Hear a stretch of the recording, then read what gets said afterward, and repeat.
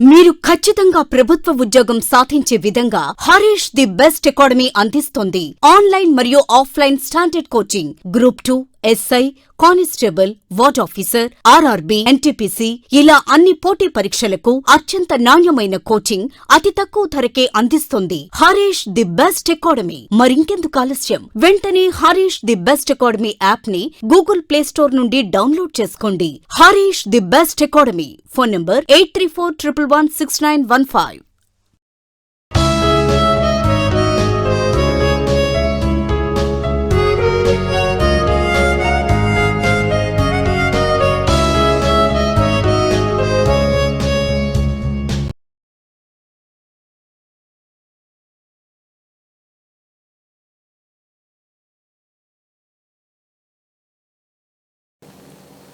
మరి next chapter తీసుకున్నట్లయితే మనకేంటంటే ద్రవ పదార్థాల యొక్క ధర్మాలు అంటే, మరి ద్రవ పదార్థాలని ఏ విధంగా అంటుంటామంటే ప్రవాహీలు అంటాం. సరే, ప్రవాహీల ధర్మాలు, లేదా ఇంకొకటి మరి ప్రవాహీలంటే ఇంకోటి కూడా వస్తుంది ఏంటంటే వాయువులు.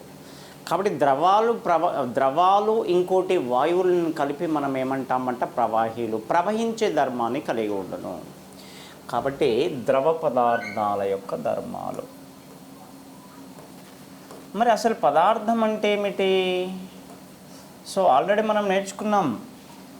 సో పదార్థము అంటే ఒక 2 కండిషన్లను కలిగి ఉండాలి అని చెప్పాం. ఒక కండిషన్ ఏమో స్థలాన్ని ఆక్రమించాలి, రెండో కండిషన్ ఏమో బరువును కలిగి ఉండాలి. కాబట్టి ఈ 2 కండిషన్లను కలిగి ఉంటే స్థలాన్ని ఆక్రమించి ద్రవ్యరాశిని కలిగి ఉండే దేనినైనా మనం ఏమని పిలుస్తామంటే పదార్థము అంటాం. ఫర్ ఎగ్జాంపుల్, ఈ మార్కర్ పదార్థం అంటే ఎందుకు పదార్థం అంటే ఇది స్థలాన్ని ఆక్రమిస్తుంది, ద్రవ్యరాశిని కలిగి ఉంటుంది. ఈ పదార్థం అనేది ముఖ్యంగా ఎన్ని స్థితులలో ఉంటుందంటే 3 స్థితులలో ఉంటుందంటే పదార్థం ముఖ్యంగా 3 స్థితులలో ఉంటుంది. ఒకటి ఘన పదార్థాలు,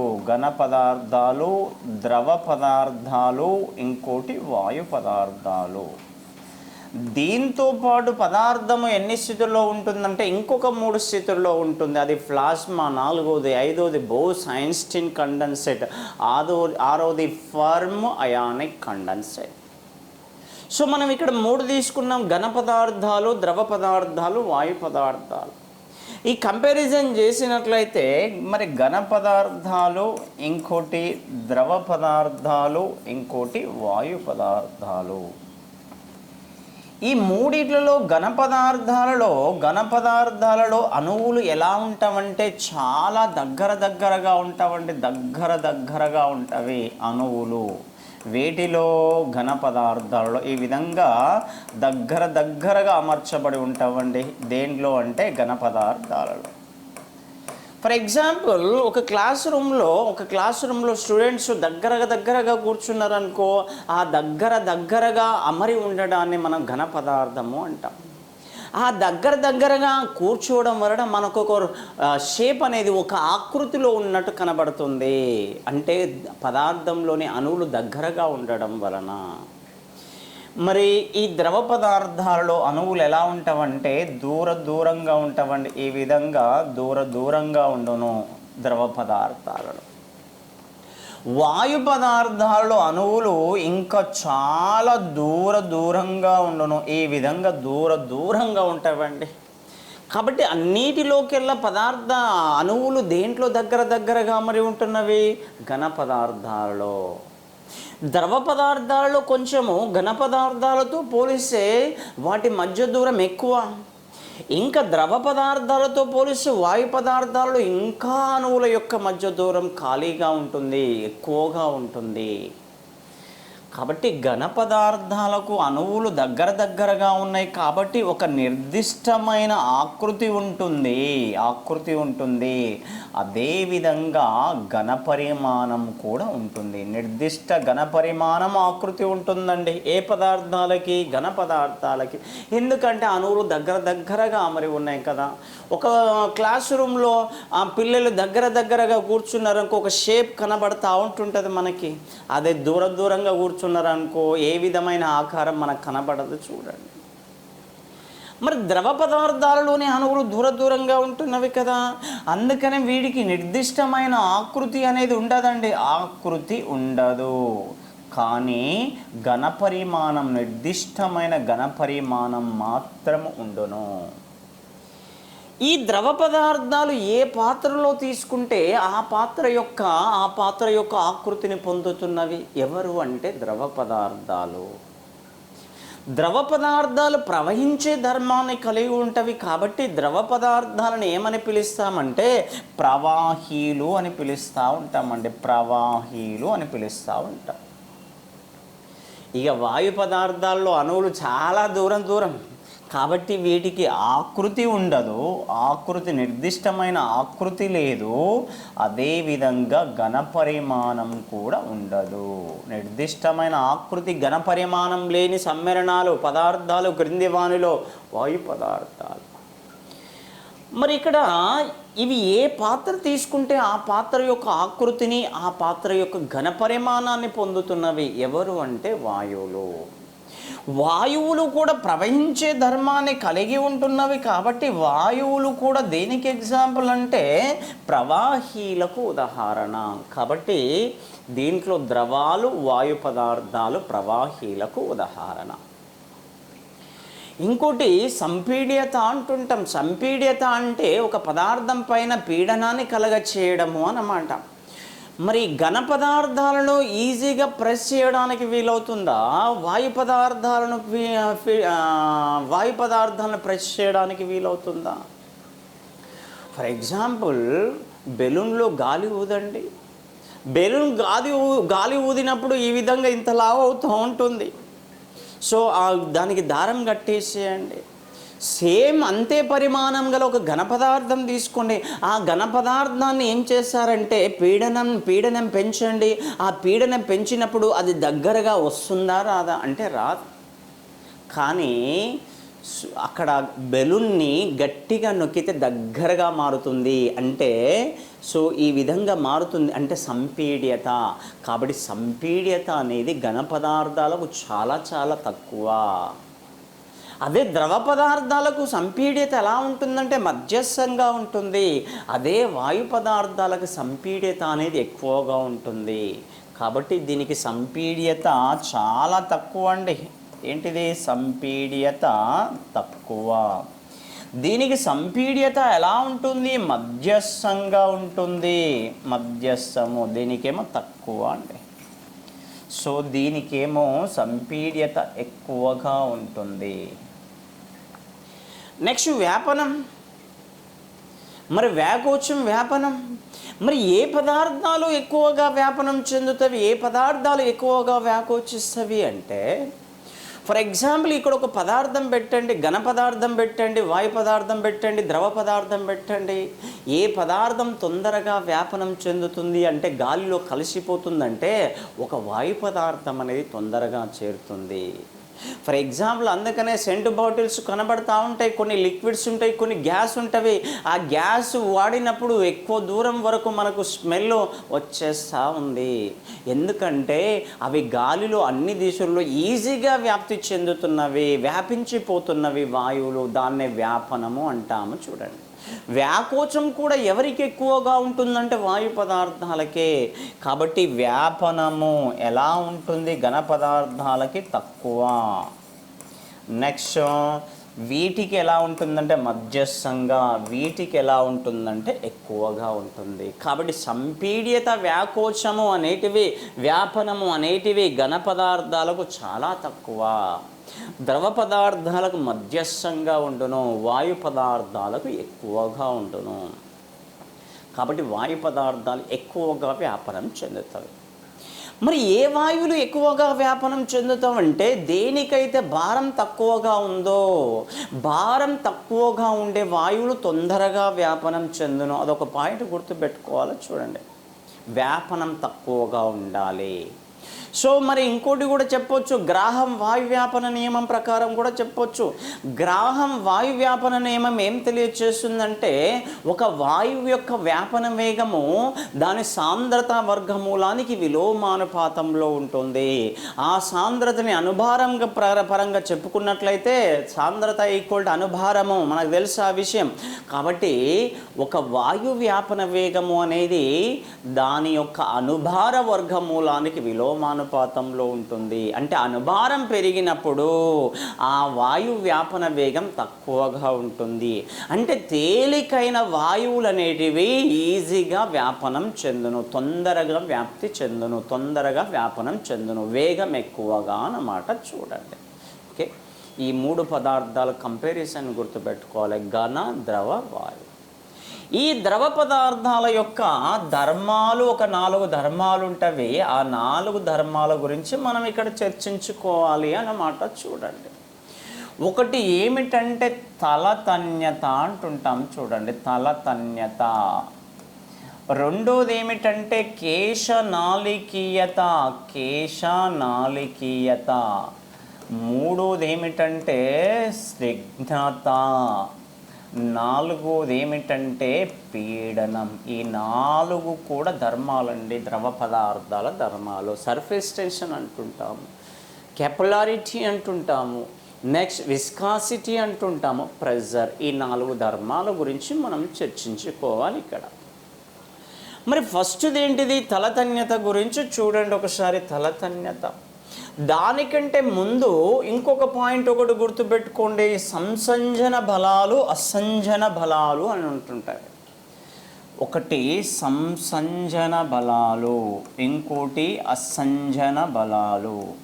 మరి సంసంజన బలాలు అంటే ఏమిటి, అసంజన బలాలు అంటే ఏమిటంటే, సో ఒక ద్రవంలోని ఒకే రకమైన అణువుల మధ్య గల ఆకర్షణ బలాలను మనం ఏమంటామంటే సంసంజన బలాలు అంటాం. ఒకే రకమైన అణువుల మధ్య గల బలాలని, ఒక ద్రవంలోని ఒకే రకమైన అణువుల మధ్య గల బలాలని. ఈ సంసంజన బలాలు అనేటివి మెర్క్యూరీకి ఎక్కువగా ఉంటావండి. ఆల్కహాల్, వాటర్తో పోలిస్తే మెర్క్యూరీలో సంసంజన బలాలు ఎక్కువగా ఉండును. మరి అసంజన బలాలు అంటే ఏంటివి? వేరు వేరు అణువుల మధ్య గల ఆకర్షణ బలాలను మనం ఏమంటామంటే అసంజన బలాలు అంటాం. ఒక మెర్క్యూరీ అణువుకి ఇంకొక మెర్క్యూరీ అణువుకి, ఇది మెర్క్యూరీనే ఒకే రకమైన అణువుల మధ్య గల బలాలను మనం ఏమంటామంటే సంసంజన బలాలు అనాలి. అసంజన బలాలు అంటే ఇక్కడ ఒక మెర్క్యూరీ, ఇక్కడ ఒక వాటర్ తీసుకున్నాం అనుకుందాం. కాబట్టి మెర్క్యూరీ వేరు, మెర్క్యూరీ అణువు వేరు, వాటర్ అణువు వేరు. కాబట్టి వేరు వేరు అణువుల మధ్య గల బలాలను మనం ఏమంటామంటే అసంజన బలాలు అంటుంటాము. కాబట్టి ఈ బలాలు మనకు తెలిసి ఉండాలి, సంసంజన, అసంజన బలాలు. ఇప్పుడు తలతన్యత చూడండి. మరి తలతన్యత అంటే ఏమిటంటే, ఫర్ ఎగ్జాంపుల్ ఒక ద్రవ పదార్థం ఉంది, ఒక ద్రవం ఉంది, ఒక ద్రవంలోని ఒక అణువు ఉంది. ఇది ఒక అణువు అంటే ద్రవంలోని ఒక అణువు. ఈ ద్రవంలోని ఈ అణువు ఏం చేస్తుందంటే తన చుట్టూ ఉన్న ఎంత 10⁻⁸ మీటర్ అంటే ఎంత తక్కువ చూడండి. ఆ 10⁻⁸ పరిధిలో ఉండే అన్ని అణువులను ఏం చేస్తుందంటే, సో సంసంజన బలాలు అంటే ఒకే రకమైన అణువు కదా, ఒకే రకమైన అణువుల మధ్య కదా. అంటే ఒక ద్రవ పదార్థంలోని ఒక అణువు తన చుట్టూ ఉండే 10⁻⁸ పరిధిలో ఉండే అన్ని అణువులను సంసంజన బలాల కారణంగా ఏం చేస్తుందంటే ఆకర్షిస్తుంది. ఆ ఆకర్షించడం కారణంగా ఈ ద్రవ అణువులన్నీ కలిసిపోయి మనకు ఒక ద్రవ బిందువుగా మారిపోతుంది, ఒక గోళాకారంలో ఉండే బిందువుగా మారిపోతుంది. ఆ విధంగా మారే లక్షణాన్ని మనం ఏమని పిలవాలంటే తలతన్యత అంటుంటాం. చూడండి, గోళాకార బిందువుగా మారింది, ఒక డ్రాప్ మాదిరిగా మారుతుంది. ఏ బలము కారణం అంటే సంసంజన బలాల కారణంగా. అందుకనే ఈ తలతన్యత కారణంగానే ద్రవం యొక్క ఉపరితలము ఒక సాగదీసిన పొరవలె ఉంటుంది, ఒక సాగదీసిన పొరవలె మారిపోతుంది. అది కూడా సంసంజన బలాల కారణంగానే, తలతన్యత కారణంగానే అన్నమాట. చూడండి మరి ఇక్కడ ఈ తలతన్యత తీసుకున్నట్లయితే తలతన్యత సర్ఫేస్ టెన్షన్ అన్నమాట, టీచే సూచిస్తాం. ఈ తలతన్యత ఈక్వల్ టు ఎఫ్ బై ఏం రాసుకుంటామంటే ఎల్. ఎఫ్ అంటే ఏ బలము? సంసంజన బలము. ఎల్ అంటే ఏంటి? ఆ ద్రవ బిందువు ఉంది కదా, ఆ ద్రవ బిందువు యొక్క పొడవు అన్నమాట. కాబట్టి పొడవు అంటే ఏంటిది? దూరం కదా, దూరం కాబట్టి లెంత్ అని రాసుకున్నాం. ఎఫ్ అంటే సంసంజన బలం, ఫోర్స్ అన్నమాట, అదొక బలం. మరి ఇప్పుడు సర్ఫేస్ టెన్షన్కి తలతన్యతకి ప్రమాణాలు ఏమవుతున్నవి? మరి ఏమవుతాయి అంటే బలానికి ప్రమాణం ఏంటి? డైన్స్. ఇక్కడ పొడవుకి ప్రమాణం ఏంటి? సెంటీమీటర్. ఇది సిజిఎస్ పద్ధతిలో. మనకు ఎంకేఎస్ లేదా ఎస్ఐ పద్ధతిలో కావాలంటే బలానికి ప్రమాణం మనకు తెలుసు కదా, న్యూటన్ డివైడెడ్ బై పొడవుని ఏం రాస్తాం? మీటర్. కాబట్టి ఈ ప్రమాణం బాగా గుర్తుపెట్టుకోవాలి. చూడండి, దీనికంటే ఇది ఎక్కువగా మనకు ఎంకేఎస్ ఎస్ఐ పద్ధతిలో ఎక్కువగా అడుగుతూ ఉంటాడు, న్యూటన్ ఫర్ మీటర్. దేనికి ప్రమాణం అంటే తలతన్యతకి ప్రమాణము. మరి తలతన్యతకు అప్లికేషన్స్ తీసుకున్నట్లయితే ఎప్పుడన్నా వర్షం పడేటప్పుడు పరిశీలించండి, ఆ వర్షపు చినుకు అనేది మనకు ఏ ఆకారంలో భూమి మీద పడుతుందంటే గోళాకారంలో పడుతుంది. ఆ గోళాకారంలో పడడానికి గల కారణం ఏమిటంటే తలతన్యత. అంటే వర్షపు చినుకులు ఉంటాయి కదా, వర్షపు చినుకులలోని అణువులు ఏం చేసినాయి? ఆ చుట్టుపక్కల ఉండే అణువులను గ్రహించడం వలన ఒక బిందువులాగా మారింది. ఆ బిందువుని మనం వర్షపు చినుకు అంటున్నాము. ఆ వర్షపు చినుకు అనేది గోళాకారంగా భూమికి చేరుతుంది. కాబట్టి వర్షపు చినుకులు ఏ ఆకారంలో? గోళాకారంలో భూమిని చేరుట, గోళాకారంలో పడుట. దేనికి ఎగ్జాంపుల్? తలతన్యతకు ఉదాహరణ. ఫర్ ఎగ్జాంపుల్ మేఘం ఏర్పడింది. మేఘం ఎందుకు ఏర్పడిందంటే నీరు అనేది, నీటి ఆవిరి అనేది మనకు మేఘంగా మారింది. సముద్రంలోని నీటి అణువులు, ఈ సముద్రంలోని నీటి అణువులు సంసంజన బలాల కారణంగా ఇవన్నీ ఒకే దగ్గరికి రావడం వలన అక్కడ మేఘం ఏర్పడింది. గుర్తుపెట్టుకోవాలి, అది కూడా తలతన్యతకు ఉదాహరణ చెప్పుకోవచ్చు.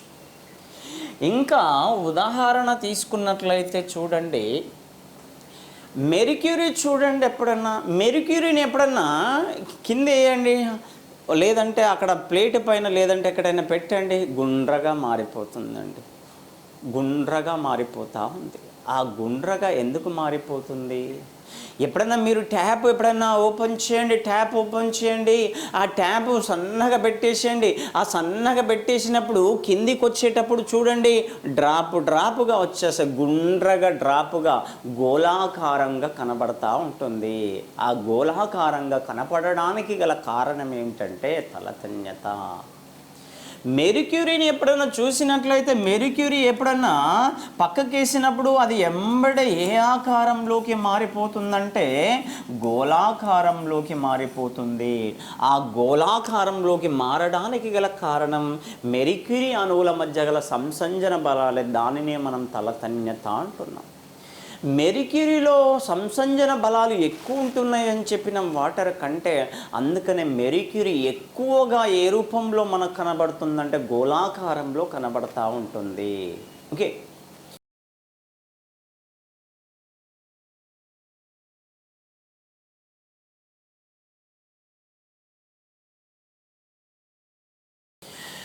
మరి సీసప్ గోళీలు ఫర్ ఎగ్జాంపుల్ లెడ్ను ఏం చేస్తారంటే కొంత ఎత్తు నుంచి విడిచండి. కొంత ఎత్తు నుంచి విడిచినప్పుడు కొంచెం అంటే మనము ధారగా పోసినప్పుడు అది కిందికి వచ్చే వరకల్లా మొత్తం గుండ్రగా మారిపోతుందండి. ఒక్కొక్క డ్రాప్ లాగా మారిపోతుంది, గోళాకారంలోకి మారిపోతుంది. కొంత ఎత్తు నుండి బ్లడ్ను జార విడిచినప్పుడు అది గోళాకారంలోనికి మారడానికి గల కారణం ఏమిటంటే తలతన్యతనే.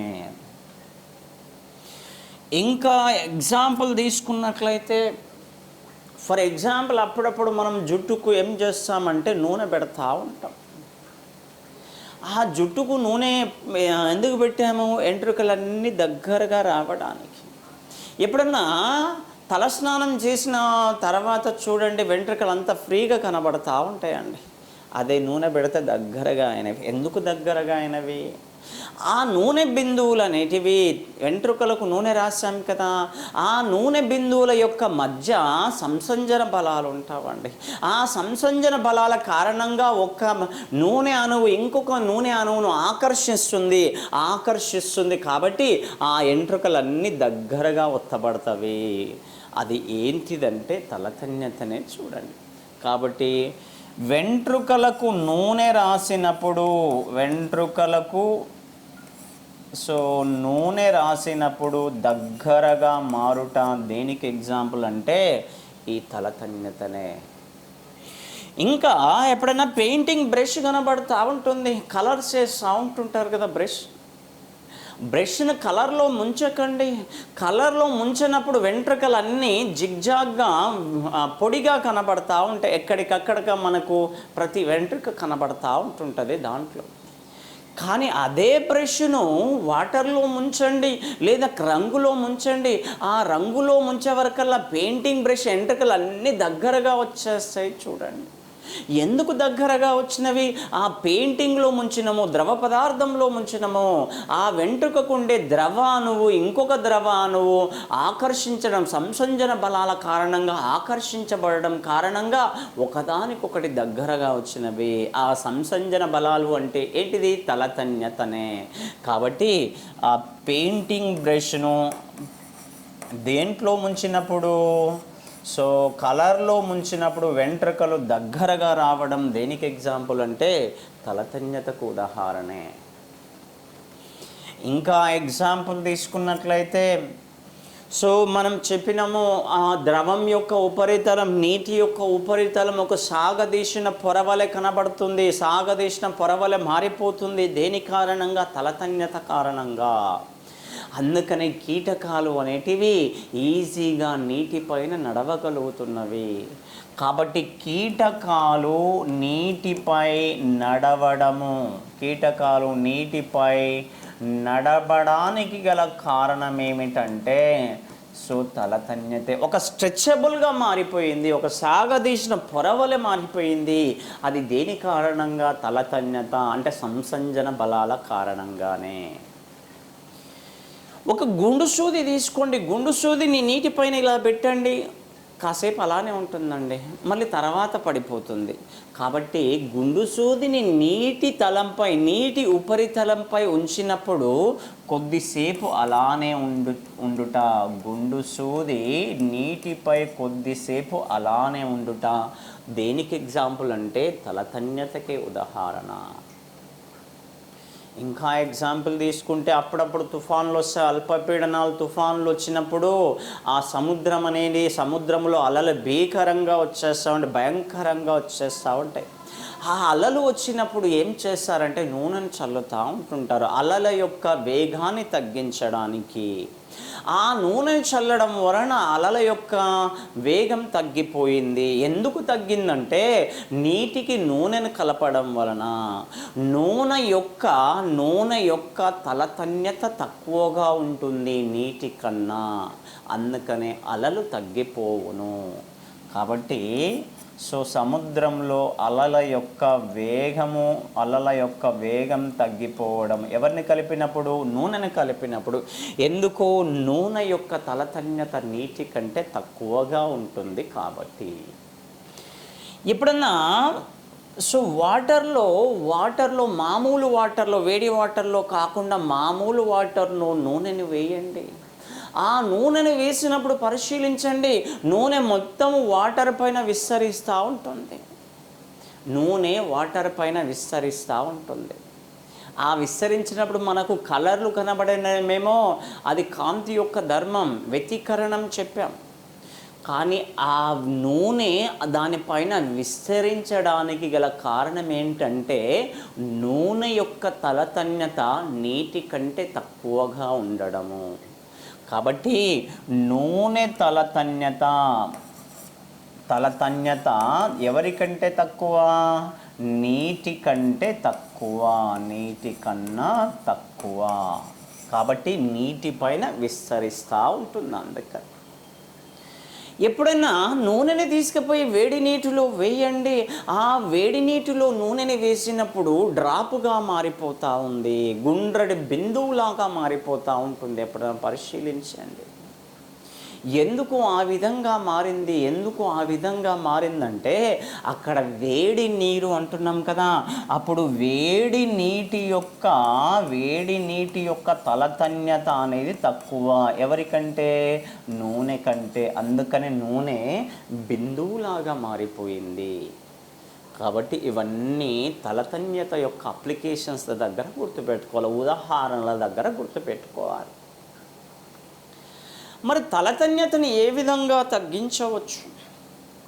తలతన్యతను ఏ విధంగా తగ్గించవచ్చు అంటే నెంబర్ 1, మలినాలు కలపడం వలన, ఏదైనా పదార్థాలు కలపడం వలన. సో ఫర్ ఎగ్జాంపుల్ బట్టలు ఉతుకుతూ ఉంటుంటారు. ఆ బట్టలు ఉతికేటప్పుడు బట్టలను ఫస్ట్ నానబెడతా ఉంటారు నీటిలో. నానబెట్టేటప్పుడు ఏం చేస్తారంటే ఇంత ఏమేస్తారు? చక్కెర కాదు వేసేది, సర్ఫ్ వేస్తూ ఉంటుంటారు. సర్ఫ్ నీటికి కలపడం వలన, డిటర్జెంట్లను కలపడం వలన అప్పుడు నీటి యొక్క తలతన్యత తగ్గిపోతుంది. ఆ నీటి యొక్క తలతన్యత తగ్గుతుంది కాబట్టి ఈజీగా బట్టలు అనేటివి తెల్లగా అవుతాయి. కాబట్టి అందుకనే మనం నీటికి ఏం చేస్తామంటే ఇంత సర్ఫ్ కలుపుతూ ఉంటాం. ఆ సర్ఫ్ను కలపడం వలన నీటి తలతన్యత తగ్గిపోతుంది. నెక్స్ట్ రెండోది ఏమిటంటే నీటికి ఏం కలపడం వలన అంటే కిరోసిన్ను కలపడం వలన. ఫర్ ఎగ్జాంపుల్ అప్పుడప్పుడు మనం చూస్తూ ఉంటుంటాం, మున్సిపాలిటీ వాళ్ళు వస్తుంటుంటారు. ఈ మున్సిపాలిటీ వాళ్ళు ఏం చేస్తుంటారంటే ఎక్కడైతే నీరు నిల్వ ఉంటుందో ఆ నీరు నిల్వ ఉన్న ప్రదేశంలో ఏం చేస్తారంటే, నీరు నిల్వ ఉంది, వర్షాకాలంలో నీరు నిల్వ ఉంటుంది కదా, ఆ ప్రదేశాల్లో ఈ దోమలన్నీ గుడ్లు పెడతావంట. ఈ దోమలు గుడ్లు పెట్టినప్పుడు దోమల యొక్క వృద్ధి పెరుగుతుంది కాబట్టి అనేకమైన రోగాలు రావడానికి ఛాన్స్ ఉంది. మరి రోగాలు రాకుండా ఉండాలంటే దోమలను అరికట్టాలి. దోమలు మరి ఎక్కడ గుడ్లు పెట్టినవి? నిల్వ ఉన్న నీటిపైన గుడ్లు పెట్టినవి. అందుకని మున్సిపాలిటీ వాళ్ళు వచ్చి ఏం చేస్తారంటే నీరు ఎక్కడైతే నిల్వ ఉందో అక్కడ బ్లీచింగ్ పౌడర్ వేస్తారు లేదా కిరోసిన్ చల్లుతారు. ఆ కిరోసిన్ చల్లడం వలన, ఆ బ్లీచింగ్ పౌడర్ వేయడం వలన ఏం జరుగుతుందంటే నీటి యొక్క తలతన్యత తగ్గిపోతుంది. ఆ నీటి యొక్క తలతన్యత తగ్గిపోవడం వలన ఆ పైన గుడ్లు పెట్టినవి కదా, ఆ గుడ్లన్నీ కూడా లోపలికి మునిగిపోవడానికి ఛాన్స్ ఉంది. కాబట్టి ఆ విధంగా తలతన్యతను తగ్గించి ఆ దోమలను అరికట్టడానికి ఛాన్స్ ఉంది. అంటే ఆ దోమల యొక్క గుడ్లను చంపడానికి ఛాన్స్ ఉంది. ఎవరిని కలపడం వలన? కిరోసిన్ కలపడం వలన. అందుకని నిల్వ నీటిపైన కిరోసిన్ చల్లుతూ ఉంటుంటారు మున్సిపాలిటీ వారు. నెక్స్ట్ నెంబర్ 3 ఏమిటంటే నీటిని వేడి చేయడం ద్వారా. సో ఇంతకుముందే ఏం చెప్పినామో వేడి నీటి యొక్క తలతన్యత అనేది తక్కువగా ఉంటుంది మామూలు నీటి కంటే. మనం అప్పుడప్పుడు స్నానం చేస్తూ ఉంటాం, వేడి నీటితో స్నానం చేయండి, చల్లటి నీటితో స్నానం చేయండి. నీకు వేడి నీటితో స్నానం చేసినప్పుడు నీకు స్నానం చేసిన ఫీలింగ్ ఎక్కువగా అనిపిస్తూ ఉంటుంది. ఎప్పుడైనా వేడి నీటితో బట్టలు ఉతకండి, మురికి తొందరగా పోతుందండి వేడి నీటితో బట్టలు ఉతికినప్పుడు. ఎందుకంటే వేడి నీటి యొక్క తలతన్యత తక్కువగా ఉండడమే. మనము వేడి నీటితో స్నానం చేసినప్పుడు మామూలు వాటర్ కంటే మామూలు వాటర్తో చేసిన మామూలు నీటితో చేసిన స్నానం కంటే వేడి నీటితో చేసిన స్నానం ఎక్కువ అనుభూతి అనిపిస్తుంది, స్నానం చేసిన ఫీలింగ్ ఎక్కువగా అనిపిస్తుంది. ఎందుకంటే మన శరీరం నుంచి ఈజీగా మురికి వెళ్ళిపోతుందండి ఏ వాటర్ను వాడడం వలన అంటే వేడి వాటర్ను వాడడం వలన. ఎందుకంటే ఆ వేడి నీటి యొక్క తలతన్యత తగ్గడం వలన, అంటే వేడి చేయడం వలన కూడా నీటి యొక్క తలతన్యతను తగ్గించవచ్చు. ఈ 3 పద్ధతుల ద్వారా తలతన్యతను తగ్గిస్తున్నాము. నెంబర్ 1, మాలిన్యాలు కలపడం వలన. అందుకనే బట్టలు ఉతికేటప్పుడు ఏం చేస్తామంటే నీటికి డిటర్జెంట్లను కానీ సర్ఫ్ను కానీ కలపడం వలన నీటి యొక్క తలతన్యత తగ్గడం వలన మురికిని తొందరగా తొలగించవచ్చు. రెండవది, కెరోసిన్ కలపడం వలన మున్సిపాలిటీ వారు నీరు నిల్వ ఉండే ప్రదేశాల్లో కెరోసిన్ చల్లి ఆ చల్లడం వలన నీటి యొక్క తలతన్యతను తగ్గిస్తారు. కాబట్టి ఆ గుడ్లు అని దోమల యొక్క గుడ్లు అని లోపల మునిగిపోవడానికి ఛాన్స్ ఉంది. నెంబర్ 3, వేడి చేయడం ద్వారా. అందుకనే వేడి నీటి యొక్క తలతన్యత తక్కువగా ఉంటుంది. కాబట్టి నార్మల్ వాటర్తో చేసిన స్నానం కంటే వేడి నీటితో స్నానం చేసినప్పుడు మనకు ఎక్కువ స్నానం చేసిన మురికిపోయినట్లు ఎక్కువగా అనిపిస్తుంది. అంటే వేడి చేయడం ద్వారా కూడా తలతన్యతను తగ్గించవచ్చు. ఇక్కడ ఇంకోటి గుర్తుపెట్టుకోవాలి, స్పర్శ కోణము అని గుర్తుపెట్టుకోవాలి. స్పర్శ కోణము. ఈ స్పర్శ కోణము అంటే ఏమిటంటే ఒక ఘన పదార్థము అనేది ద్రవ పదార్థంతో స్పర్శలో ఉన్నప్పుడు, స్పృశిస్తూ ఉన్నప్పుడు ఇది ఒక ద్రవ పదార్థం అండి, ద్రవ పదార్థం. సో ఈ ద్రవ పదార్థంలో ఏముంది, ఒక ఘన పదార్థం ఏదైనా కావచ్చు. ఫర్ ఎగ్జాంపుల్ ఇది ఒక గాజు గొట్టం అండి. ఈ స్పృశిస్తున్నప్పుడు ద్రవం లోపల ఇక్కడ ఈ ద్రవము ఈ దీంతో చేసే కోణాన్ని మనం ఏమంటామంటే స్పర్శ కోణము అంటాం. సింపుల్గా ఒక ఘన పదార్థము ద్రవ పదార్థంతో చేసే కోణాన్ని మనం ఏమంటామంటే స్పర్శ కోణము అంటాం. గాజు గొట్టంతో స్వచ్ఛమైన నీరు కానీ గ్లిజరిన్ వంటి పదార్థాల యొక్క స్పర్శ కోణము ఎంత ఉంటుందంటే తీటా విలువ ఎంత అంటే 0 డిగ్రీలు. కాబట్టి నీటి శుద్ధత పెరిగినట్లయితే స్పర్శ కోణం విలువ తగ్గుతుంది. స్వచ్ఛమైన నీటి యొక్క స్పర్శ కోణం విలువ ఎంత అంటే 0 డిగ్రీలు. మరి నెక్స్ట్ తీసుకున్నట్లయితే సో టీటా విలువ 90 డిగ్రీస్ ఒకటి గుర్తుపెట్టుకోవాలి. టీటా విలువ 90 డిగ్రీస్ ఒకటి గుర్తుపెట్టుకోవాలి. మరి టీటా విలువ 90 కంటే తక్కువగా ఉంటే, స్పర్శ కోణం విలువ 90 డిగ్రీస్ కంటే తక్కువగా ఉన్నట్లయితే ఆ పదార్థము, ఆ ద్రవ పదార్థం అనేది ఆ ఘన పదార్థానికి అంటుకుంటుంది. ఫర్ ఎగ్జాంపుల్ ఇక్కడ గాజు పాత్ర తీసుకుంటే గాజు పాత్రకు ఆ ద్రవ పదార్థం అనేది అంటుకుంటుంది. నీరు అనేది గాజు పాత్రకు అంటుకుంటుందా అంటుకోదా అంటే అంటుకుంటుంది.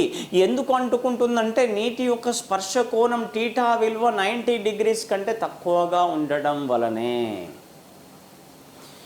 ఏ పదార్థాలకైతే టీటా విలువ 90 డిగ్రీస్ కంటే ఎక్కువగా ఉంటుందో అవి పాత్ర గోడలకు, గాజు గోడలకు అంటుకోవు. ఫర్ ఎగ్జాంపుల్ పాదరసం అనేది మనము ఎక్కడ అంటే థర్మోమీటర్లో తీసుకుంటూ ఉంటాం. సో పాదరసం అనేది గాజు గోడలకు అంటుకోదు. ఎందుకు గాజు గోడలకు అంటుకోదంటే దాని స్పర్శ కోణము, గాజుపై స్పర్శ కోణం ఎంత అంటే 90 డిగ్రీల కంటే ఎక్కువగా ఉంటుంది, 90 డిగ్రీస్ కంటే ఎక్కువగా ఉంటుంది. 135 to 140 మధ్యలో ఉంటుందండి మెర్క్యూరీ యొక్క స్పర్శ కోణము. అందుకని అది గాజు గోడలకు ఏం చేస్తుందంటే అంటుకోదు అన్నమాట. చూడండి, కాబట్టి ఆ 2 పాయింట్లు గుర్తుపెట్టుకోవాలి స్పర్శ కోణం దగ్గర. ఇంకోటి స్పర్శ కోణం అనేది ఎప్పుడు పెరుగుతుందంటే మాలిన్యాలు కలపడం వలన. సో మాలిన్యాలు కలిపినప్పుడు కూడా స్పర్శ కోణం పెరుగుతుంది. వేడి చేయడం ద్వారా కూడా స్పర్శ కోణం పెరుగుతుంది. గుర్తుపెట్టుకోవాలి, మాలిన్యాలు కలపడం వలన, ఇంకోటి ఏంటిదంటే వేడి చేయడం ద్వారా కూడా. ఫర్ ఎగ్జాంపుల్ ఇక్కడ మాలిన్యాలు సర్ఫును కలిపినప్పుడు నీటి యొక్క స్పర్శ కోణం ఆ ఘన పదార్థంతో చేసే స్పర్శ కోణం పెరుగుతుంది, కాబట్టి మలినాలను తొందరగా తొలగించేస్తుంది. అదేవిధంగా నీటిని వేడి చేయడం ద్వారా కూడా స్పర్శ కోణం పెరుగుతుంది. ఆ పెరగడం కారణంగా ఆ వేడి నీటిని మనం స్నానం చేసినప్పుడు మురికి ఎక్కువగా లాగేస్తుంది, కాబట్టి స్నానం చేసిన ఫీలింగ్ ఎక్కువగా అనిపిస్తుంది. సో ఈ స్పర్శ కోణం దగ్గర ఈ 2 పాయింట్లు గుర్తుపెట్టుకోవాలండి. సో ఒక ఘన పదార్థము ద్రవ పదార్థంతో చేసే కోణం, ఆ 2 స్పృశిస్తున్నప్పుడు ఆ విలువ టీటా విలువ 0 ఎప్పుడు ఉంటుందంటే స్వచ్ఛమైన నీటికి మరియు గ్లిజరిన్కి టీటా విలువ 0 ఉంటుంది. అదేవిధంగా టీటా విలువ 90 కంటే తక్కువగా ఉంటేనేమో ఆ ద్రవ పదార్థము గాజు గోడలకి ఆ ఘన పదార్థానికి అంటుకొట్టుంది. అందుకనే నీరు గాజు గోడలకు అంటుకోవడానికి గల కారణం దాని టీటా విలువ 90 డిగ్రీస్ కంటే తక్కువ. అదే మెరిక్యూరీ గాజు గోడలకు అంటుకోదు. ఎందుకు అంటుకోదంటే దాని టీటా విలువ స్పర్శ కోణం విలువ ఎక్కువ, 90 డిగ్రీస్ కంటే ఎక్కువ, 130 to 135 to 140 మధ్యలో ఉంటుంది చూడండి. సో గుర్తుపెట్టుకోవాలి. మరి నెక్స్ట్ ఇది మొదటి ధర్మం అంటే తరతన్యత. సో మనకి ఎక్కువగా ఇక్కడ ప్రమాణం ఒకసారి అడిగాడు. ఇక ఎగ్జాంపుల్స్ అడుగుతూనే ఉంటుంటాడు చూడండి ఎప్పుడు. కాబట్టి ప్రమాణం ఏంటి? న్యూటన్ ఫర్ మీటర్ అండి, లేదా dynes per centimeter. First application ఏంటి? వర్షపు చినుకులు గోళాకారంలో పడుట. Next mercury గోళాకారంలోకి మారుట. లెడ్ను కొంత ఎత్తు నుంచి జార విడిసినప్పుడు అది గోళాకారంలో రావుట. ట్యాప్ను సన్నగా ఓపెన్ చేసినప్పుడు చివరిగా వచ్చే బిందువులు కింద పడేటప్పుడు బిందువులుగా గోళాకారంలోకి మారుట. నెక్స్ట్ వెంట్రుకలకు నూనె రాసినప్పుడు వెంట్రుకలకు దగ్గరగా వచ్చుట. పెయింటింగ్ బ్రష్ను కలర్లో ముంచినప్పుడు వెంట్రుకలన్నీ దగ్గరగా వచ్చుట. కీటకాలు నీటిపై నడవడం, అది స్ట్రెచబుల్గా పనిచేస్తుంది. గుండు సూదిని నీటి ఉపరితలంపై ఉంచినప్పుడు కాసేపు అలానే ఉండుట. నెక్స్ట్ భీకరమైన అలలు వచ్చినప్పుడు ఆ నూనె వేయడం ద్వారా అలల యొక్క వేగం తగ్గుతుంది. ఎందుకంటే నూనె యొక్క తలతన్యత అనేది నీటి కంటే తక్కువగా ఉండడమే. వేడి నీటిలో నూనెని వేసినప్పుడేమో డ్రాప్ లాగా మారిపోతుంది. నార్మల్ వాటర్లో నూనెని వేసినప్పుడేమో పైన తేలుతూ ఉంది, అంటే విస్తరిస్తూ ఉంది. ఆ విస్తరించడానికి గల కారణం నార్మల్ వాటర్ కంటే నూనె యొక్క తలతన్యత తక్కువగా ఉండడమే. వేడి నీటిలో నూనెని వేసినప్పుడు డ్రాప్ లాగా మారడానికి గల కారణం వేడి నీటి యొక్క తలతన్యత అనేది ఆ నూనె కంటే తక్కువగా ఉండడమే. గుర్తుపెట్టుకోవాలి. మరి తలతన్యతను తగ్గించడానికి ఒక 2 పద్ధతులు వాడినాం. ఒకటి మాలిన్యాలు కలపడం. అందుకనే మనం బట్టలు ఉతికేటప్పుడు సర్ఫ్ కానీ డిటర్జెంట్లను కానీ కలుపుతూ ఉంటాం. మున్సిపాలిటీ వాళ్ళు ఏమో చేస్తారని చెప్పిన నిల్వ ఉండే నీరు దగ్గర కిరోసిన్ వాడడం వల్ల దోమల యొక్క గుడ్లు అనేవి మొత్తం నీటిలో మునిగిపోయి ఆ దోమలను అరికడతా ఉంటారు. నెక్స్ట్ నెంబర్ 3, నీటిని వేడి చేయడం ద్వారా తలతన్యతను తగ్గించవచ్చు. అందుకనే వేడి నీటితో స్నానం చేసినప్పుడు మన శరీరం నుంచి మురికి ఎక్కువగా పోతుంది. అదేవిధంగా వేడి నీటితో బట్టలు ఉతకండి. ఆ వేడి నీటితో బట్టలు ఉతికినప్పుడు ఏం జరుగుతుందంటే బట్టలు తొందరగా తెల్లగా అవుతాయి, మురికి తొందరగా పోతుంది. ఎందుకంటే తలతన్యత తగ్గడం వలన. అంటే వేడి చేయడం ద్వారా కూడా తలతన్యతను తగ్గించవచ్చు. ఓకే. మరి రెండో ధర్మం ఏంటంటే కేశనాళికీయత. మరి కేశనాళికీయత అంటే ఏమిటి అంటే